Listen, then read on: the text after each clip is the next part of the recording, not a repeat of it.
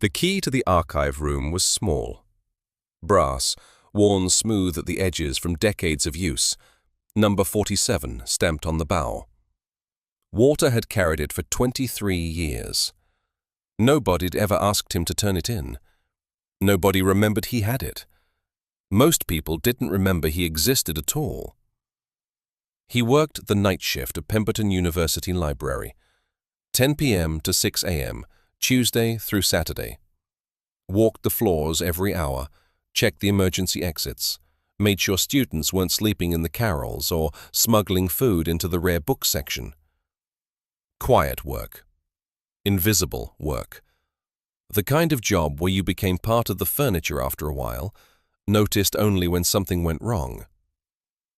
Walter was 67, had been doing this for 23 years. Before that, he'd been someone else entirely.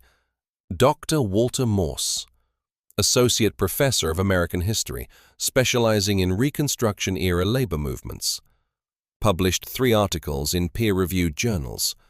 Dissertation on black union organizing in post-Civil War Alabama that people still cited, though they never seemed to remember his name when they did. Taught at Pemberton for 11 years. Good teacher. Students liked him. Colleagues were cordial. Not warm, but cordial. That was 1982 to 1993. Different era. Different version of himself. The research had taken him 4 years. Primary sources, letters, meeting minutes, wage records from mills and factories that nobody'd looked at since they were filed. Built a narrative about coordinated labor resistance that conventional histories had missed.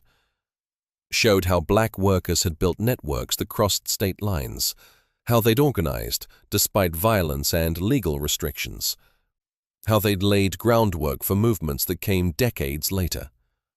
Transformative work. He'd known it was good, known it would make his career.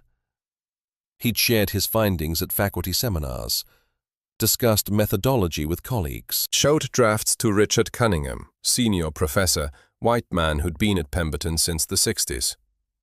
Cunningham had been encouraging, enthusiastic even, said the work was groundbreaking, said Walter should take his time, make sure everything was airtight, publish it right. Cunningham published first, spring 1994. Same archives, same evidence, same conclusions, different name on the cover. Walter had gone to the department chair, explained the situation, showed his drafts, his notes, his timeline, said there'd been a mistake, a misunderstanding. The chair had been sympathetic, uncomfortable, said it was a serious accusation, said Cunningham was a respected scholar, said without proof of deliberate theft, it was one person's word against another's. Said these things sometimes happened. Parallel research, coincidental conclusions. Said the best thing was probably to move forward, focus on his next project. Walter had tried the dean, got the same response. Sympathy, discomfort, suggestions that he was mistaken about the timeline, that perhaps he'd been influenced by Cunningham's early ideas in those faculty seminars, that academic disputes were best handled quietly. Nobody said the quiet part out loud. Didn't have to. Walter heard it anyway. Cunningham had Yale credentials, published books, 20 years seniority, was, fundamentally, the kind of person the institution believed when he said something. Walter wasn't. He could have fought, could have gone public, could have made noise. He'd watched what happened to people who made noise, seen careers end, reputations destroyed, years spent in battles that nobody won except the lawyers. He'd thought about it for 3 months. Then he'd resigned, cleaned out his office, took a job in the library, night shift, where he wouldn't have to see the history department, wouldn't have to walk past his old classroom, wouldn't have to watch Cunningham give lectures based on Walter's research. That was 2003. 23 years ago. Different lifetime. Cunningham had died in 2019, heart attack, Sutton, at a conference. People spoke warmly at his memorial. praised his scholarship. Nobody mentioned Walter. Walter had worked his shift that night, walked the floors, checked the exits, gone home at dawn. Hadn't felt vindicated, hadn't felt anything much at all, just tired. The girl showed up in September, young, mid-20s, black woman, natural hair pulled back, glasses, that particular intensity graduate students got when they were drowning and trying not to show it. Claimed a table on the 3rd floor, East Wing, near the American History section. Came in around 8 p.m., worked until Walter's first round at 10, kept working until 2 or 3 in the morning. Took him a few weeks to notice she was stuck. She'd spread papers across the table, books stacked high, laptop open. But she wasn't writing, just staring. Sometimes she'd read the same page 3 or 4 times. Sometimes she put her head in her hands. Twice he'd come around the corner and heard her crying. Quiet, controlled, the kind of crying you did when you were trying not to disturb anyone. Walter didn't say anything. Wasn't his business. He just emptied the trash, checked the emergency exit, moved on. But he'd glanced at her notes when he passed. Couldn't help it. Occupational hazard. Reconstruction-era labor movements. Alabama. Mill workers. Union organizing. His research. Or what used to be his research. The work that Cunningham had published under his name. She was stuck on the same problem Walter had solved 23 years ago. The gap in the record between 1868 and 1871. 3 years where the Union activity seemed to disappear from official documents, making it look like the movement had collapsed. Historians had assumed that's what happened. Violent suppression, workers giving up. Walter had proven otherwise, found the evidence in unexpected places. Meeting minutes recorded in church ledgers. Wage information in personal letters. The movement hadn't collapsed. It had gone underground, gotten smarter, evolved. The evidence was in the archive, the restricted archive, the one that required special permission and faculty supervision to access. The one this girl probably didn't have clearance for, because she was just a graduate student and the university didn't make it easy. Walter had keys to that archive, had keys to everything. Nobody'd ever ask for them back. He walked past her table at midnight. She'd fallen asleep, face down on an open book. Her notes were visible. She'd been looking in the wrong places. Wouldn't find what she needed without access to the restricted materials. Walter stood there for 30 seconds. Then he went downstairs to the archive. Found the ledger he needed. 1869 church records from a Baptist congregation in Mobile. 40 minutes of meeting minutes hidden in the back pages. References to the committee and the fund and next week's action. Coded language, but if you knew what you were looking at, it was clear. Union organizing, continuing despite the official crackdown. He brought the ledger upstairs, set it on her table, opened it to the right page, put a yellow sticky note on the page, no words, just the marker. Left before she woke up. She found it the next night. Walter watched from a distance as she discovered the book, frowned, started reading.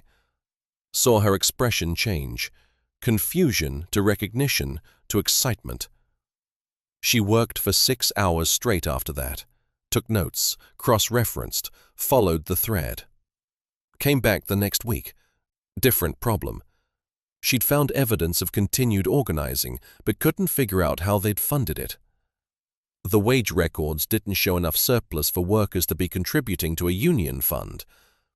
Walter knew the answer. They hadn't used wages. They'd used informal credit networks, pooled resources through churches and fraternal organizations. The evidence was in the archive. Private correspondence collection. Letters from a dry goods merchant who'd extended credit to workers and kept detailed records. Walter brought her the letters. Left them on her table at 2 a.m. while she was in the bathroom. No note this time, just the box, open to the relevant section. She found them, kept working. It became routine. She'd hit a wall.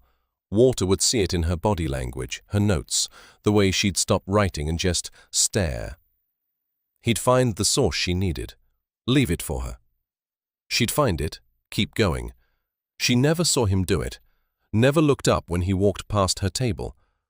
To her, he was the night security guard, part of the building, background noise. She finished her dissertation in April, defended it in May. Walter wasn't there, worked his shift like always. Heard about it later from the daytime librarian who mentioned it in passing. Brilliant defense, standing ovation, job offers coming in. The girl got a postdoctoral fellowship, prestigious, full funding, travel stipend, the works. They put up an announcement on the library bulletin board. Her photo, smiling, next to the university seal. Walter walked past it every night, didn't stop to read it. The ceremony was in September. University auditorium, big crowd. The girl was receiving some award, distinguished dissertation or something like that. Walter wasn't sure of the details, wasn't planning to go. The daytime librarian mentioned it Tuesday afternoon, right as Walter was clocking in. Said the girl had mentioned something in her speech about mysterious help, someone leaving books. She wanted to find them, say thank you. Walter nodded, said that was nice, went to start his rounds. Found her waiting by the circulation desk at midnight. She wasn't supposed to be there. The ceremony had been hours ago. She should have been at some reception, drinking wine, accepting congratulations. Instead, she was standing in the library in her awards ceremony dress, holding a folder, looking like she'd figured something out and wasn't sure how to feel about it. She saw Walter, walked over, held out the folder. Inside were copies of circulation logs, archive access records, a pattern she'd pieced together, books appearing on her table, all of them checked out by the same ID number. The night security staff master key. "That's you," she said. Not a question. Walter looked at the records, looked at her, said nothing. "Why didn't you tell me?" He closed the folder, handed it back. "Wasn't relevant." "Wasn't relevant? You solved my dissertation. I was ready to quit. You saved 2 years of my life." "You solved your dissertation. I just pointed you at the right books." "Books I couldn't access without clearance, that you have no reason to know about unless—" She stopped, looked at him different. "You're in the archives, the really old ones. Staff directories from the 80s and 90s. Walter didn't respond. Dr. Walter Moss, Associate Professor, American History, Reconstruction Labor Movements. Her voice had changed. "That's you." "Was me, long time ago." "What happened?" Walter looked at her. Young, brilliant, standing there in her award dress with her fellowship and her future, not understanding yet how any of this worked. "Doesn't matter," he said. "It matters to me." "Why?" "Because you helped me. Because you knew exactly what I needed. Because you've been working as a security guard for 20 years when you should be—" She gestured at the history section. "This is your field. This is your research." "Was my research." "Why did you stop?" Walter was quiet for a long moment. Then he said, "Someone else published it first." He watched her face, saw the understanding dawn, the grad student's instinctive horror at academic theft, the question forming. "Richard Cunningham," he said before she could ask. "He published in 94. I resigned in 03. Took this job. That's the whole story. Did you fight it? Tried. Nobody believed me. But you had evidence. His word against mine. He had Yale credentials and 20 years seniority. I had drafts and notes. Wasn't enough. She looked stricken. That's why you helped me. Helped you because you needed help. You helped me because you didn't want me to quit like you did. Didn't quit. I resigned. There's a difference. Is there? Walter didn't answer. She was quiet for a minute. Then she said, I want to tell your story, publicly, at the fellowship keynote. Give credit where it's due. Clear your name. No. Why not? Because it was 23 years ago. Cunningham's dead. The university won't admit fault. You'll spend years fighting a battle nobody cares about anymore except you. I care. You care now. You'll stop caring when it costs you something. When people start wondering if your research is solid or if you're just trying to help your mentor. When the fellowship committee asks why you're making trouble instead of doing your work. When you realize that fighting old battles doesn't change anything except your own career trajectory. That's not fair. Didn't say it was fair. Said it was real. She looked at him. He could see her trying to figure out if he was bitter or just honest. Probably both. What do you want then? She asked finally. Want you to do your work. Want you to publish. Want you to teach. Want you to be what I didn't get to be. That's not enough. It's plenty. You deserve recognition, credit, an apology. What I deserve and what I'll get are different things. I'm 67 years old. Fought that fight once already. Don't have it in me to fight it again. So you just gave up? Walter looked at her. Didn't give up. Changed strategy. Couldn't do the work myself anymore. So I helped someone else do it. That's not giving up. That's winning different. She didn't look convinced. You finished your dissertation, Walter said. You're getting published. You're teaching. You're doing the work. 23 years ago, that would have been me. Now it's you. That's enough. It's not fair. No, it's not. But it's what we have. They stood there in the empty library. Walter's radio crackled. Some kid had triggered an alarm on the 4th floor, probably fell asleep and knocked over a motion sensor. I have to go, he said. She nodded, stepped aside. He made it 3 steps before she spoke again. Thank you. He didn't turn around, just nodded, kept walking. She published her book 2 years later, dedicated it to the anonymous scholars whose work was taken and who helped anyway. Walter saw a copy in the new acquisitions section, didn't read it, already knew what it said. The university hired her as an assistant professor, youngest faculty member in the history department. She taught the classes Walter used to teach, used the office 2 doors down from his old one.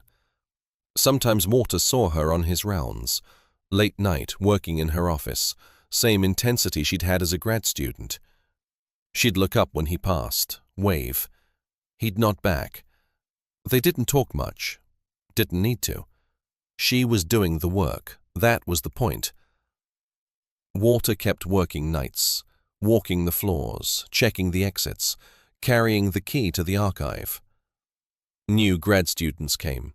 Some of them struggled the same way the girl had struggled, hit the same walls, missed the same connections. Walter watched them. When they needed it, he left books on their tables, opened to the right pages. No notes, no explanations, just the help they needed to keep going. He was 69 now. His knees hurt on the stairs. His back complained about the hours. He'd probably have to retire in another couple years. Couldn't do the rounds forever. But right now, on a Tuesday in September, with a new student struggling at the 3rd floor table and Walter holding the key to the archive that had the source they needed, right now was enough. The girl, the professor now, passed him in the hallway. On her way out after a late faculty meeting, "Good night, Walter." "Good night, Dr. Reeves." She smiled, kept walking. Walter opened the archive, found the book the new student needed, brought it upstairs, left it on their table. The student found it 20 minutes later, started reading. The moment of recognition, the relief. Walter watched from a distance. Then he continued his rounds. This was the work now, different from what he'd imagined, different from what he'd wanted, but maybe better, maybe more important. Teaching hadn't just been about his own research, had been about helping students find theirs, helping them see what they couldn't see themselves, giving them the tools to do the work. He was still doing that, just differently. The university had taken his name from his research, but they couldn't take the research itself, couldn't take what he knew, couldn't stop him from passing it on. So he did. Quietly, anonymously, through books left on tables and archives opened in the middle of the night. His name wasn't in the dedications, wasn't in the acknowledgements, but his work was in theirs. His research was in their dissertations. His understanding was in their books. That was enough. It had to be. He never raised his voice, not once.